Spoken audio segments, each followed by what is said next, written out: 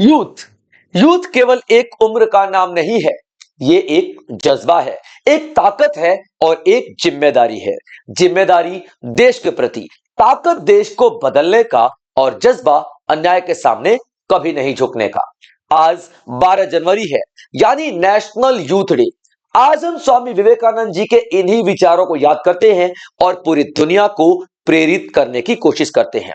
तो लेक्चर में अंत तक बने रहे, एक एक पॉइंट पे बात करेंगे, एक एक पॉइंट पे डिस्कशन करेंगे, क्योंकि आज का लेक्चर बहुत खास रहने वाला है। तो दोस्तों, नेशनल यूथ डे यानी कि स्वामी विवेकानंद जी के जन्म दिवस की हम बात कर रहे हैं। स्वामी विवेकानंद का बर्थ एनिवर्सरी हम लोग सेलिब्रेट करते हैं और इसीलिए 12 जनवरी को हर साल हम लोग क्या मनाते हैं? Youth day, national youth day यानी राष्ट्रीय युवा दिवस। अब इसका मेन फोकस क्या होता है? Youth led nation building. Swami Vivekananda ji का मानना था कि जब भी हम लोग राष्ट्र निर्माण की बात करें, जब भी हम लोग नेशन बिल्डिंग की बात करें, तो सबसे आगे युवा होना चाहिए, क्योंकि युवा में वो तेज होता है, युवा में वो ऊर्जा होती है, युवा में वो शक्ति होती है कि पूरे देश को बदल सकता है। पूरे देश को क्या, पूरी दुनिया को बदलने की ताकत रखता है युवा।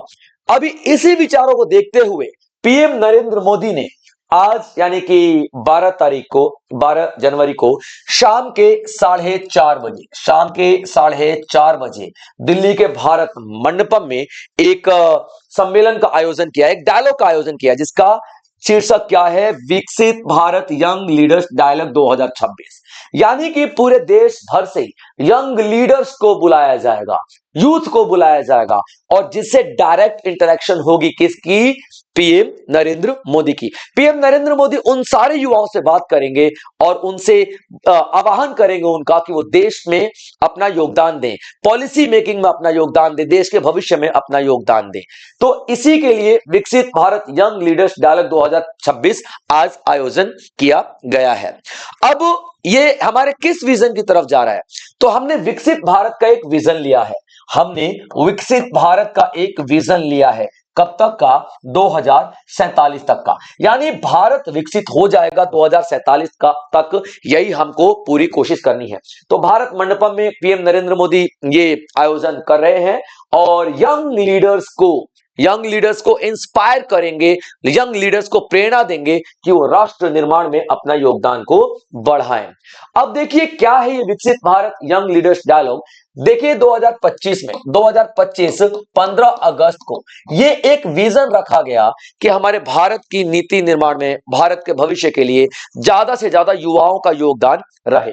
और युवाओं का योगदान रखने के लिए पीएम नरेंद्र मोदी ने एक प्लेटफॉर्म लॉन्च किया, एक प्लेटफॉर्म ऐसा जिसपे पूरे भारत के युवा आकर के कंपटीशन करेंगे, यानी कि प्रतियोगिता करेंगे, और जीतने वाले बहुत सारे कैंडिडेट्स, जैसे कि अभी 3000 ऐसे विद्यार्थी हैं, 3000 यूथ हैं, आज मुलाकात कर रहे हैं किससे? नरेंद्र मोदी से। तो अब देखिए क्या क्या चीजें हैं। अभी क्या है ये देखिए, यूथ गवर्नमेंट एंगेजमेंट।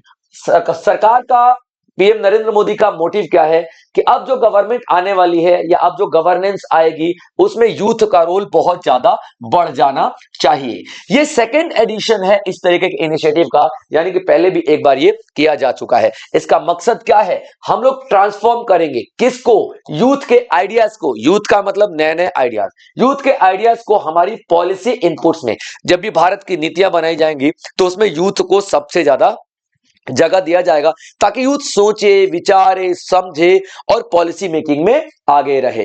अब आज 12 जनवरी को जब ये हो रहा है इवेंट, तो इसमें 50 लाख बच्चे आ रहे हैं, 50 लाख यूथ आ रहा है। आप सोच के देखिए कितना बड़ा मास मूवमेंट है ये, कितना बड़ा एक आंदोलन ही कहूंगा मैं तो, क्योंकि एक परिवर्तन के लिए किया जा रहा है, एक रिवॉल्यूशन लाने के लिए किया जा रहा है, एक ऐसी पॉलिसी मेकिंग में ऐसा रिवॉल्यूशन जिसमें यूथ पार्टिसिपेट करेंगे सबसे ज्यादा। मल्टीपल सिलेक्शन लेवल्स, यानी कि जो 3000 बच्चे फाइनली सिलेक्ट, देखिए एक होता पार्टिसिपेट करना और एक होता 3000 बच्चे डायरेक्ट पीएम मोदी से बात करेंगे आमने सामने। तो इसके लिए सिलेक्शन हुआ, सिलेक्शन में से 3000 बच्चे चुने गए। अब ये सिलेक्शन जो 3000 बच्चों का हुआ है, इसमें सिर्फ और सिर्फ भारतीय ही नहीं है, इंटरनेशनल बच्चे भी हैं, इंटरनेशनल यूथ भी हैं। जैसे कि बिम्स्टेक आप लोग देखते हो, ठीक है, बिम्स्टेक बिम्स्टेक जो कंट्रीज हैं, 7 देश हैं भारत के आसपास वाले, ये बिम्स्टेक नेशंस के बच्चे भी यहां पर पार्टिसिपेट कर रहे हैं। यानी कि इंटरनेशनल लेवल पे जो भी भारतीय बैठे हो, जो भी भारतीय बच्चे हैं, वो भी यहाँ पे पार्टिसिपेट कर सकते हैं। हो सकता है ना कि वो विदेशों में उनकी नीतियां देख रहे हो, कुछ अच्छा सीख के हमारे भारत में अप्लाई करें। अभी सिलेक्शन प्रोसेस क्या था, तीन स्टेजेस पर सिलेक्शन प्रोसेस दिखेगी। एक तो आपको नेशन वाइड डिजिटल क्विज करवाया गया, दूसरा ऐसे राइटिंग करवाया गया, और ऐसे राइटिंग किस पे, नेशनल प्रायोरिटीज पे, यानी जो हमारे राष्ट्र के लिए जरूरी है, जैसे कि अनएम्प्लॉयमेंट हो गया, पॉवर्टी बेरोजगारी हो गया, निर्धनता हो गया, शिक्षा हो गया, ये हमारा जीडीपी हो गया, राष्ट्रीय आय हो गया, इन सब के ऊपर क्या किया जाएगा, ये एक ऐसे लिखवाया गया। उसके बाद जो तीसरा लेवल था, पूरा स्टेट लेवल विजन प्रेजेंटेशन, यानी सभी स्टेट से जितने भी बच्चे थे उनका विजन लिया गया, और इस आधार पर डिसाइड किया गया कि कौन कौन पीएम नरेंद्र मोदी से मिलेगा। क्योंकि देखिए यार, 50 लाख बच्चों से मिलना तो असंभव है ना, जाहिर सी बात है। और 50 लाख बच्चों में वो काबिलियत भी नहीं होगी कि वो नेशन बिल्डिंग में, हर इंसान नेशन बिल्डिंग में पार्टिसिपेट कर सकता है, लेकिन जो पॉलिसी मेकिंग में 50 लाख काबिल हैं, ये जरूरी तो नहीं है ना। तो इसलिए 3000 लोगों को चुना गया जो कि पॉलिसी मेकिंग में आगे चल के काम आने वाले हैं। अभी देखिए, नया जो फीचर है 2026 एडिशन का, वो क्या रहने वाला है, डिजाइन फॉर भारत। यहां पे एक भारत के लिए डिजाइन का इंट्रोडक्शन किया गया है, डिजाइन फॉर भारत। उसके बाद जो विकसित भारत की हम बात करेंगे, विकसित भारत की बात करेंगे, इस विकसित भारत के लिए टेक्नोलॉजी का ज्यादा उपयोग किया जाएगा। इसके लिए हम लोग हैकाथॉन रखेंगे। हैकाथॉन का मतलब क्या होता है, एक ऐसा ऑनलाइन कंपटीशन, डिजिटल कंपटीशन, जिसमें हम लोग सोशल, हैकाथॉन तो हर तरीके का हो सकता है, लेकिन इसमें हम लोग सोशल प्रॉब्लम्स को सॉल्व करने का हैकाथॉन रखेंगे कि किस कॉम्पिटिटर के पास सबसे ज्यादा अच्छे तरीके सोशल प्रॉब्लम को सॉल्व करने का। जैसे कि 3000 कैंडिडेट्स है, 3000 एस्पिरेंट्स कह सकते हो, या 3000 युवा कह सकते हो, युवा ज्यादा सटीक रहेगा। तो 3000 जो युवा कह सकते हो, ये कैसे सामाजिक प्रॉब्लम को, सामाजिक समस्याओं को किस नजर से देखते हैं, उनको किस तरीके से सॉल्व करने की कोशिश करते हैं, ये सब यहां पे बताया जाएगा। उसके बाद आप देखोगे इंटरनेशनल पार्टिसिपेशन, जैसा कि मैंने आपको बताया है, हुआ है, और ये पहली बार हुआ है। अभी national youth day Swami Vivekananda की बात करते हैं, ठीक है। 1984 में डिसाइड किया गया कि हाँ यार, हम हर साल 12 जनवरी को मनाएंगे स्वामी विवेकानंद जी का जन्म दिवस, और उसी दिन नेशनल यूथ डे होगा। और पहली बार मनाया गया 1995 में, 85 में, 12 जनवरी 1663 में इनका जन्म दिवस था। और ये मानते हैं, ये क्यों नेशनल यूथ डे इन्हीं के जन्म दिवस पर बनाते हैं, क्योंकि मानते थे youth are the backbone of the nation. जो युवा है वो रीढ़ की हड्डी है किसी भी देश का, इसलिए युवा सबसे ज्यादा इंपॉर्टेंट है। उनका एक फेमस कोटेशन है, arise awake and stop not till the goal is achieve. उठो, दौड़ो, और अपने गोल के पीछे तब तक दौड़ते रहो जब तक कि गोल अचीव ना हो जाए। बहुत फेमस कोट है यार, बहुत फेमस कोट है। चलिए, स्वामी विवेकानंद जी के कंट्रीब्यूशन की बात कर लेते हैं। एक शिकागो में उन्होंने कॉन्फ्रेंस अटेंड किया था, शिकागो में, और वो रिलीजियस कॉन्फ्रेंस था, रिलीजियस पार्लियामेंट था। अब रिलीजियस पार्लियामेंट में देश भर के अलग अलग देश आए थे अपने अपने धर्मों का प्रचार करने के लिए। सभी ने अपने अपने धर्मों का प्रचार किया, लेकिन स्वामी विवेकानंद जी ने जिस तरीके से लोगों को ग्रीट किया, सबसे पहले खड़े होके बाइज्जत, ठीक है, हाथ जोड़ के, मेरे प्यारे भाइयों तथा बहनों, किसी भी धर्म में भाइयों तथा बहनों नहीं कहा गया, पूरे देश को, पूरी दुनिया को भाइयों तथा बहनों से संबंधित नहीं किया गया। ये पहली बार ऐसा हुआ, पूरी दुनिया देख रहे हैं हम लोग कि यार भारत कैसा देश है, पूरी दुनिया को ही भाइयों तथा बहनों बना रहा है। उसके बाद जो स्वामी विवेकानंद जी ने स्पीच दिया है सनातन धर्म की तरफ से, हिंदू धर्म की तरफ से, पूरी दुनिया देखती रहेगी। अगले दिन अखबारों में स्वामी विवेकानंद, स्वामी विवेकानंद, स्वामी विवेकानंद, हर जगह स्वामी विवेकानंद जी के चर्चे थे। इसीलिए अच्छा, इनका ओरिजिनल नाम आप लोग कमेंट बॉक्स में बताएं।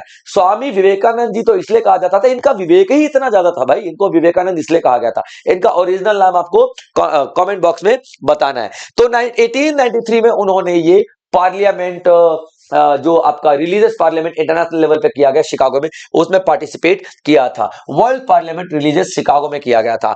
इन्होंने नियो वेदांता यानी कि जो नया वेदांता है और योगा है, योग और वेदांता को पूरी दुनिया में फैलाने की कोशिश की। इन्होंने प्रमोशन किया एजुकेशन का। भाई शिक्षा के बिना पूरी दुनिया में कुछ भी नहीं मिलेगा। अगर आप शिक्षित हो तो जाहिर सी बात है आप लोग स्पिरिचुअलिटी को भी पा सकते हो, आपका कैरेक्टर बिल्डिंग होगा, आपका कैरेक्टर बिल्डिंग होगा तो नेशन बिल्डिंग अपने आप ही हो जाएगा। इन्होंने रामकृष्ण परमहंस मिशन की स्थापना की। इनके गुरुदेव जी का नाम था रामकृष्ण जी। तो रामकृष्ण मिशन 1897 में इन्होंने स्थापना की और ये सोसाइटी स्पिरिचुअल टीचिंग्स और लार्ज स्केल पर सोशल सर्विस करती है। स्पिरिचुअल टीचिंग का मतलब क्या है? खुदा की बात करना, भगवान से हम कैसे कनेक्शन मिलाएं, इन सब की बातें करते हैं। यानी कि हिंदू धर्म के एक समर्थक, कट्टर समर्थक इनको माना जाता है। इनका जो लिटरेरी कंट्रीब्यूशन की बात करें तो इन्होंने बहुत सारी ऐसी किताबें लिखी हैं, योगा के ऊपर किताबें लिखी है, भक्ति योगा, उसके बाद कर्म योगा, उसके बाद राज योगा, ये सारे किताबें लिखी हैं। Arise awake and stop not till the goal is achieve, यानी कि उठो दौड़ो और तब तक दौड़ते रहो जब तक कि गोल अचीव ना हो जाए, ये इन्होंने ही कहा था।